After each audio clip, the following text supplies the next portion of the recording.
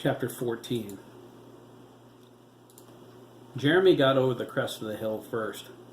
He looked back and smiled at Craig, who was struggling to catch up, his face flushed and sweating. The trail that led to the cliffs was almost straight up and down near the top. Jeremy scaled it effortlessly. He wasn't even breathing hard. He shook his head and leaned against the small birch tree, waiting for Craig. He looked at his hands. He felt good, strong, like he could go up and down the hill 12 times with ease. Did Bremen's formula affect me physically too? Jeremy wondered. It seemed that way. He certainly healed fast enough. He scraped his forearm on a sharp piece of rock just before he crossed the threshold of the cliff. He watched the wound cloud over and vanish before it even bled. Jeremy was fascinated. He comically decided he could become a crash test dummy instead of a lawyer. He could drive a car full speed into a brick wall and then walk away without a scratch. Now that would be cool. Craig made it up to the cliffs, huffing and puffing. He glared at Jeremy with feigned disgust. "Who are you?" he asked, irritated. "Matthew Centrowitz?" "Hardly," Jeremy replied. He shifted uncomfortably. "I feel strong, powerful." "Care to share some of that?" he asked. "I'm in pretty good shape, but you blazed up here like the Flash. I couldn't even keep up." "I'll slow down," Jeremy said. "I'm in a hurry, that's all." "I want to see the lab too," Craig agreed. "You think Detective Shooter will let us?" "He'd better," Jeremy frowned. "I have the right to." "We both do." "Yes, we do," Craig concurred. "Let's go." They walked along the trail Dabney ran down the other day. They proceeded along the path, rushing to get to what remained of Miss Adler's house. The thoughts Jeremy picked up from Detective Shooter filled them both with anxiety. Even so, they paused when they got to a familiar spot. They looked out over the cliffs at the expanse of the Copeland estate. They observed the greenhouse-enclosed pool in the back of the mansion. Diana and Tammy were frolicking in the water. He discreetly mind-scanned them. He wasn't sure why he did. It was automatic, instinctive. He scanned deeper than he intended. What he gleaned was an invasion of their privacy. The mind of a human being contained a plethora of thoughts, both noble and grotesque. Jeremy knew things about people no one should know, and through him, Craig did too. Jeremy wasn't sure if he could handle the responsibility or the shame. It was like peeking through a hole into someone's shower. He felt violated, being the violator. It was even worse for him and Craig. Nothing was private between them. Every fleeting thought, every emotion, sensation, and secret, no matter how personal, was known to the other. Being connected through the mind link was beyond human experience. Jeremy couldn't touch himself without Craig feeling it, and vice versa, which was why showering was driving them crazy. Consider a human being washing their body. Jeremy and Craig were no different. They needed to wash, and doing so required touching themselves in the most personal places. Feeling those sensations as if they were touching each other was a daily violation. It was insane. They had to wash, for God's sake. They tried sleeping through it, but it was impossible not to wake up when someone was washing your private parts and your rear end, no matter how quickly they tried to get it done. They understood if they didn't find a way to cope with their reality, it was going to drive them mental. They both thanked God they were able to keep this part of the mind leak a secret. If Chris found out, or Max, or anyone, it would become a non-stop tease fest of galactic proportions. Remarks like, "You could feel Craig washing his butt," or "You know when Jeremy's holding himself to pee," would go on forever. They weren't even going to think about the other things related to adolescence that were equally inescapable as showering. It was a conversation they needed to have that both of them were dreading as much as they dreaded not talking about it. Jeremy scowled. Is any secret safe around me? How do I cope with that? It's indecent. I don't want to know everybody's private stuff. I'm a telepathic peeping Tom. It's disgusting. He had no choice. He read minds without even trying. He didn't know how to turn it off. Miss Adler never concerned herself with that. He wondered what would happen if he couldn't. Craig elbowed him. Are you okay? Your thoughts are heavy. Jeremy nodded.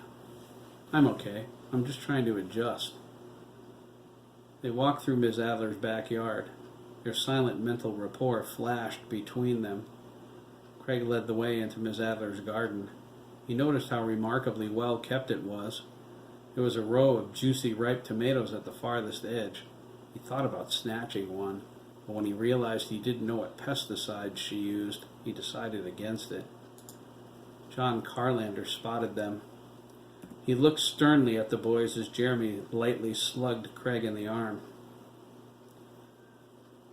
John called down into the basement. Detective, you'd better get up here. Jeremy stopped at the edge of the garden. Craig stood beside him. They scrunched up their noses at the burned stench of the house. It was nothing compared to what they smelled by Gibbons' garage. That was rank. This was just stinky with gasoline and rotten fruit. They nodded at Mr. Carlander. He held up his hand and motioned for them to wait. His son Jason was in the same classes as them. He had asthma, something fierce. Jeremy swore he sucked up more medicine from his inhaler than he breathed real air. Shooter made his way up the ladder with some difficulty. John pointed toward the kids when he got to the top. Shooter nodded and climbed over the foundation. He walked toward the garden, shaking his head. You boys shouldn't be here, Shooter said. He was distracted. The moisture inside his casts itched like mad. Wrong, Detective, Jeremy corrected. We're exactly where we need to be. Shooter said, I'll never be able to authorize this. You won't have to, Jeremy said. No one will remember we were here. He grabbed Shooter's fingers, just like they won't remember this. Shooter almost pulled away, but when Jeremy's eyes started to glow, he felt the warmth of the boy's power mending his broken fingers. He gave in wholeheartedly. He would have done anything to get rid of the itching. He glanced back nervously at John.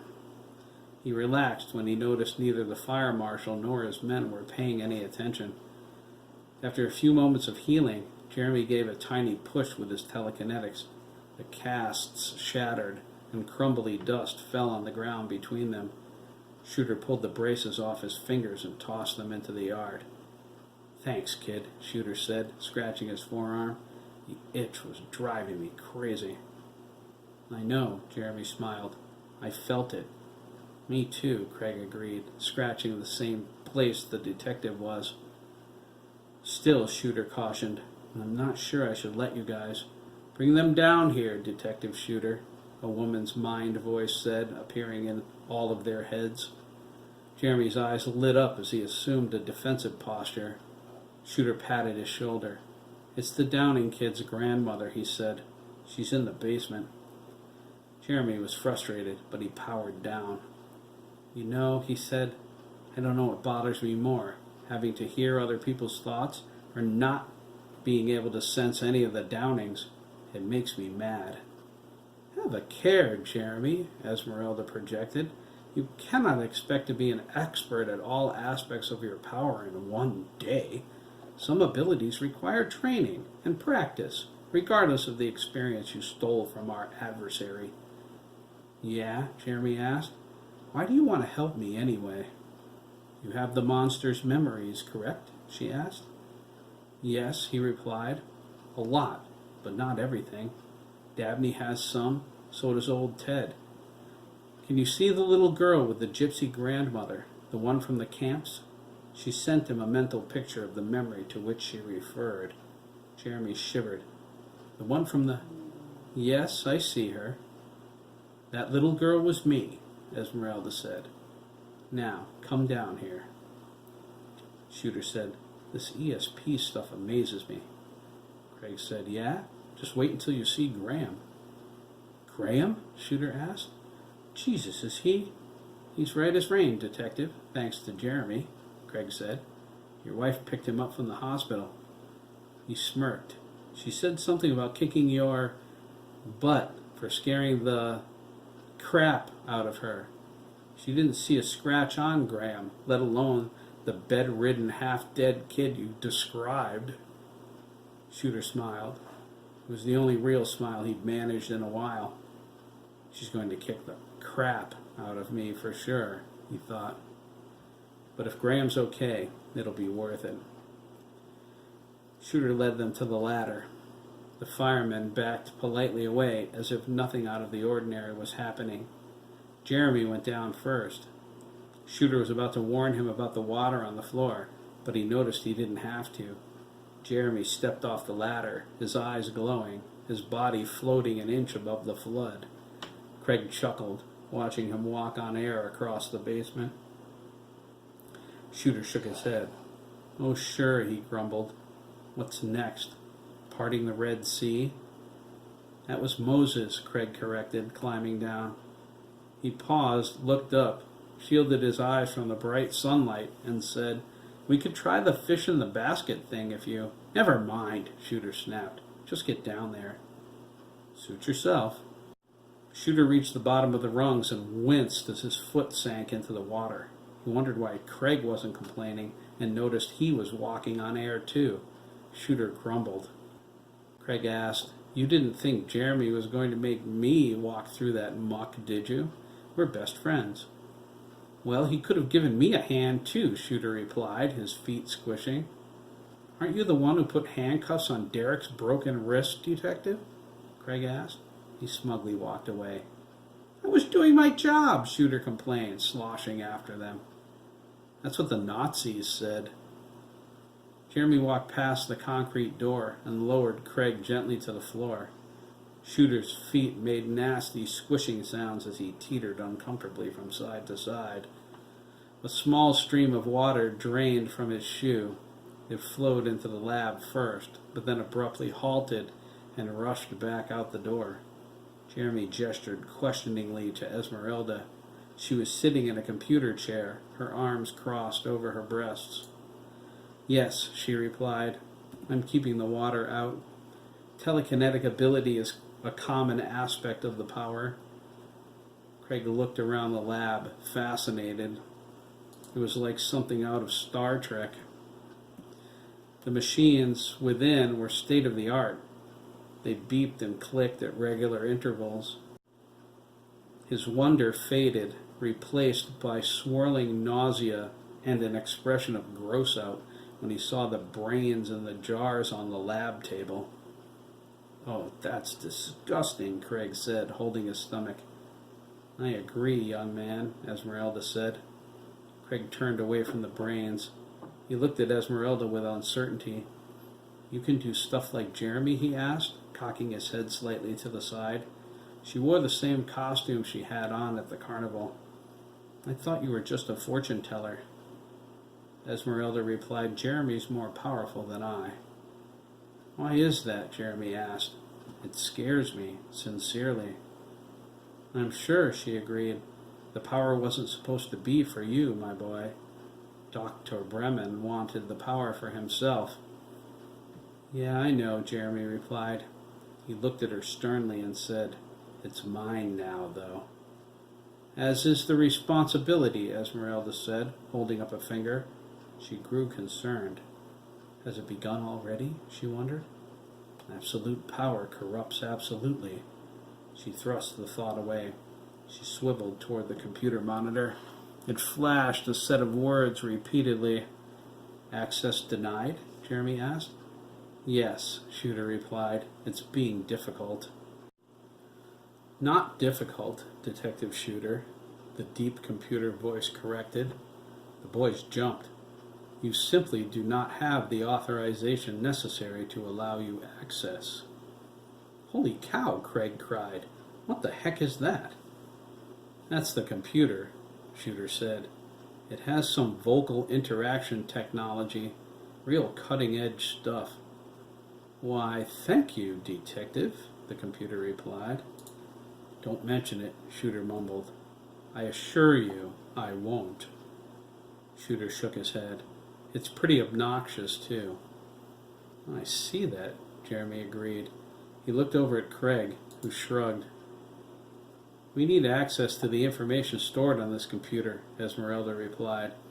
I am certain there is something here that can help us locate Margaret Adler. The sooner, the better. Craig offered. Has anyone tried asking it?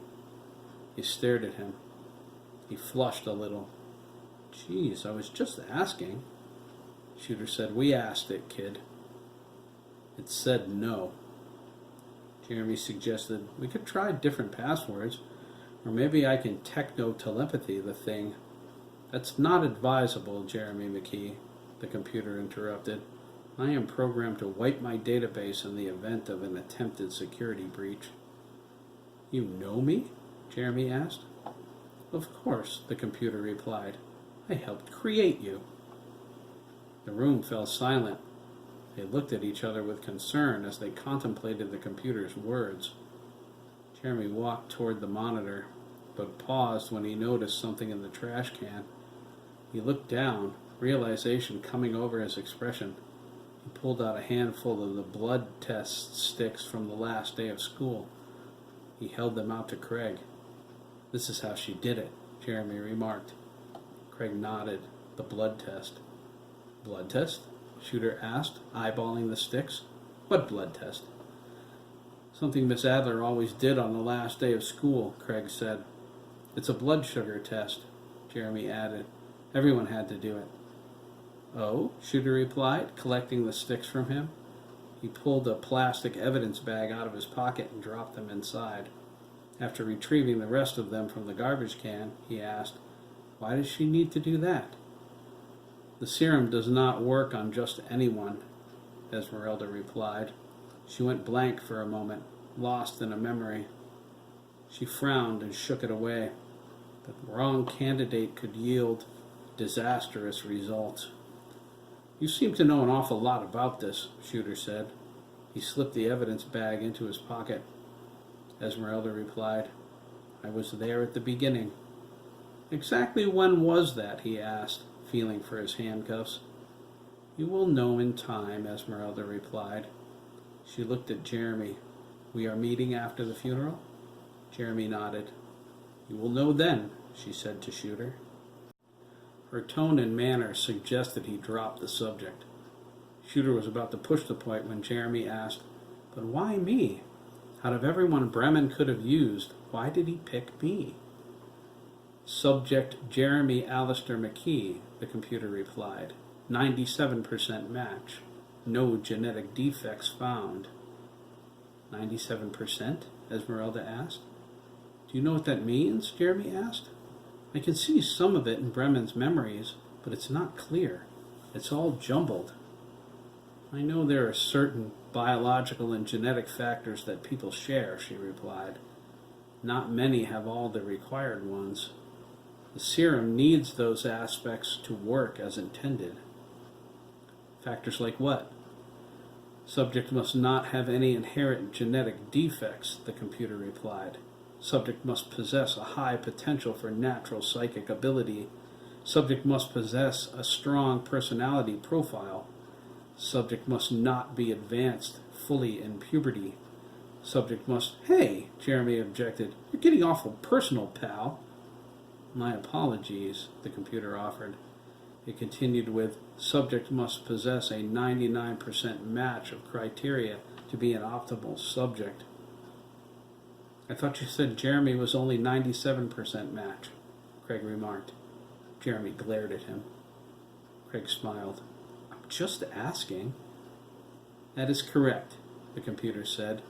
Subject Jeremy Alistair McKee, 97% match. If Jeremy was only a 97% match, Esmeralda asked, why was he chosen? Yeah, Jeremy concurred. Why me? Subject Jeremy Alistair McKee, said the computer. No genetic defects found. Well, that's a relief, Jeremy said.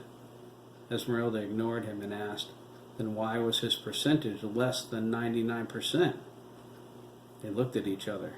The computer beeped. Subject Jeremy Alistair McKee has a weak personality profile. According to available data, the initiation of trauma to subject Jeremy Alistair McKee had an 85% chance of inducing catatonia. Why was that a concern? Esmeralda continued. Wait a second, Jeremy said. What trauma are you talking about?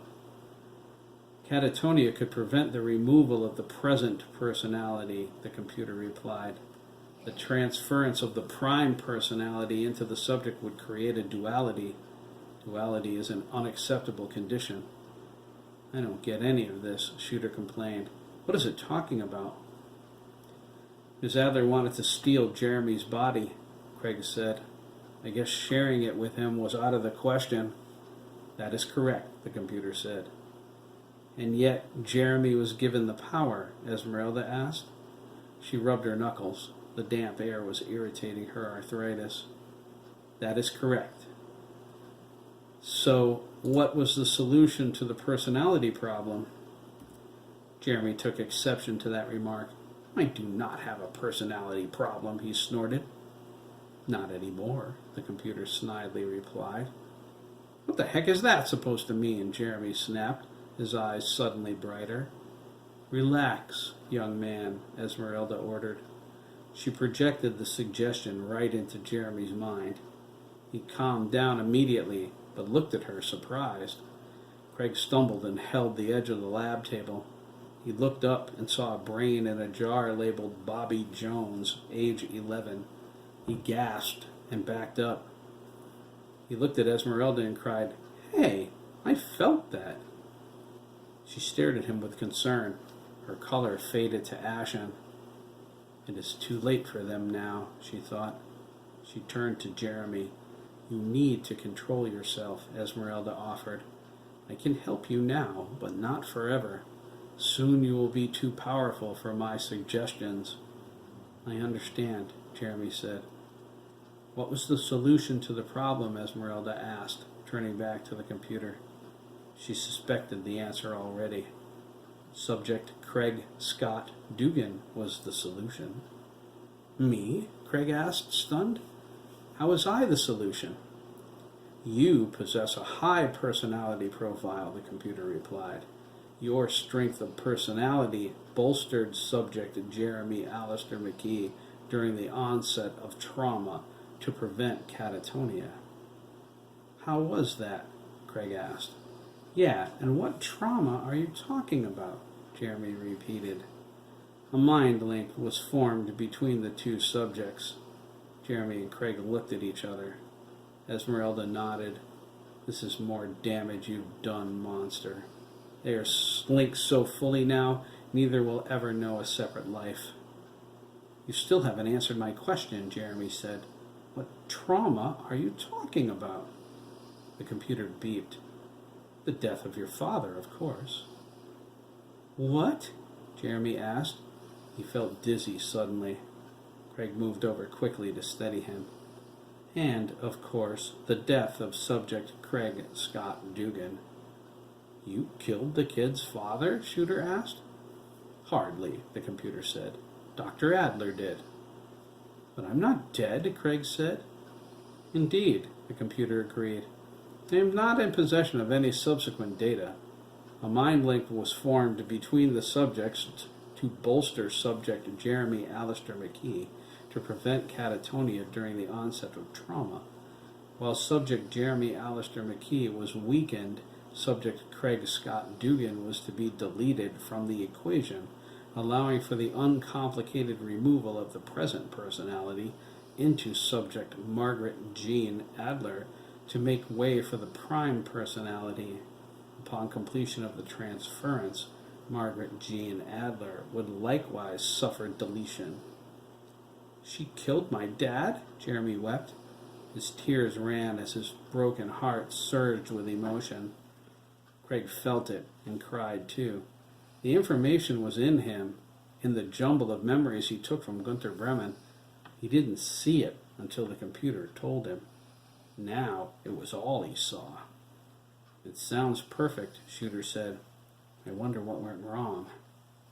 Esmeralda said. There are other forces in the universe besides science, detective. There is the spiritual plane, for example. The existence of a spiritual realm is not logical, the computer corrected. The spiritual plane does not exist. Wrong, you loser, Jeremy spat, wiping his eyes. The kids they killed were with me when Bremen tried to take my body. They saved me. That is not logical. Well, it happened, Craig said, his cheeks wet. Then they used his power to... He paused, confused. Please continue. Updating database. They used Jeremy's power to bind themselves to their bodies, Esmeralda said. They freed themselves to walk the earth once more. This information has been stored in the theoretical database for further consideration. Screw you, murderer, Jeremy cried. The room shook with the force of his words. Ow, Shooter complained, grabbing his head. Take it easy, kid. Oh, what's the use, Jeremy sobbed. He felt Craig's influence calming him down, helping him to dim the power. He felt too sad and lost to realize it was Craig who willed the power to dim. My dad is gone. So many people are dead. Why bother? Because more people will die if we do not stop the monster, Jeremy, Esmeralda said. Jeremy clenched his fists. His expression filled with malice and anger as the power grew once more. This time Craig let it. When I find them, they're dead, man. They're dead. Can I ask a question? Shooter asked. He pointed at the computer monitor. How come it's answering questions? I thought it said its database was locked or something. Esmeralda's eyes widened. Security has been released to enable file transfer protocol. What? Jeremy, Craig, and Shooter gasped. Oh my, Esmeralda whispered. Bremen has accessed the computer even as we speak. Affirmative. Holy Jesus, Shooter cried. Somebody stop it. He looked around. Where's the power cord? This unit cannot be shut down, the computer informed him. It added sarcastically, unless you have a jackhammer. My mainframe is beneath the concrete floor. How is Bremen doing it? Shooter demanded. Where is that bastard? That information is classified. What's she taking then? Craig asked. What files? Download in progress, the computer replied. FTP transfer complete. Files, Dr. Carolyn Meyer Brandis. Shooter yanked the notepad out of his pocket and scribbled furiously on the damp pages. The computer continued. Files, Dr. Anton Saragath. Files, subject profiles. Files, genetic sampling. Files, agency mainframe access. Files. Jesus, Shooter said, scribbling. We have to stop this thing. Where did it say its mainframe was? Jeremy asked, his tear-stained face glinting in the midnight blue glow. Under the floor? Jeremy's eyes shone powerfully. He pointed at the black and white tiled floor and concentrated. The concrete cracked. Oh, God, Shooter cried as the room began to shake. Run for it! Craig dashed out the door into the wet basement, sloshing through the water this time. It quickly soaked through his sneakers. Esmeralda followed with a little assistance from Shooter. They exited the lab. Shooter spun around. Jeremy, he cried, don't destroy it. We may need it. Jeremy waved his hand to the side, guiding his power more deliberately. The floor exploded upward in chunks of concrete and dirt. The pieces flew in every direction, shattering the glass containers on the lab table. Chemicals spilled and mixed, creating a foul-smelling smoke.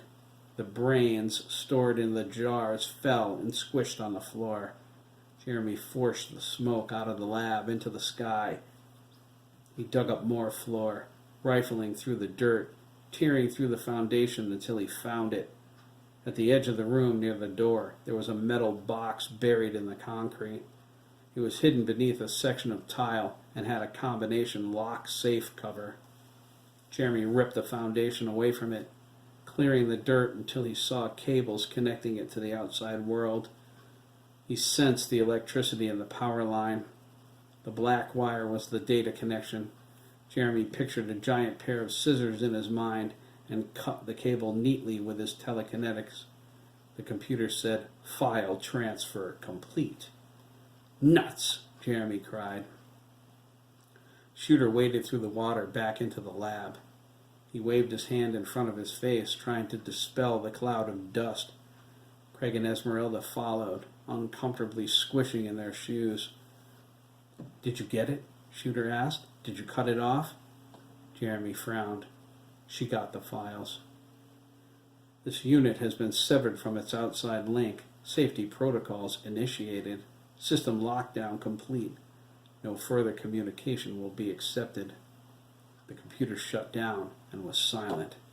Shooter glared at it. "Well, isn't that special?" He looked at his notebook. "Maybe we have enough to get started." Esmeralda agreed. She glanced at his notes and asked, "Any idea who these doctors are?" "None," Shooter replied, "but I'm going to find out." Craig looked at Jeremy, concerned. "Are you okay?" he asked. He felt the answer before Jeremy even said anything. "No, man," he whispered, his depression apparent. "He beat me, Craig. He beat me again." "Perhaps," Esmeralda shrugged. "Perhaps not." "What do you mean?" Jeremy asked. Esmeralda's eyes narrowed. "The monster is close. We know that much at least." "That's right," Shooter agreed. "If I figure from the time the house exploded until the computer was accessed, I can determine a radius of how far Bremen could have traveled by car. It'll be a big circle, but it's better than nothing." "What if he flew?" Craig asked.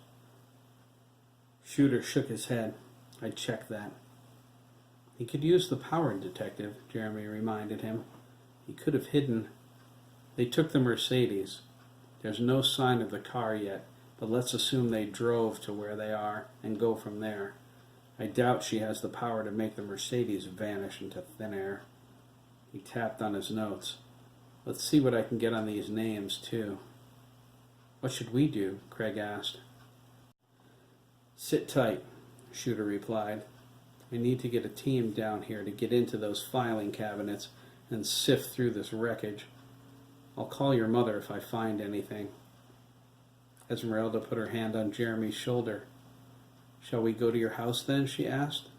"I'm sure you have a lot of questions for me." "Yeah," Jeremy replied. "Can you help me? This is all so weird." "Weird?" she asked. "Perhaps." She managed a weak smile. "It is bound to get weirder." Shooter watched them walk away. When he heard them ascending the ladder, he looked at his notes and tapped on the names.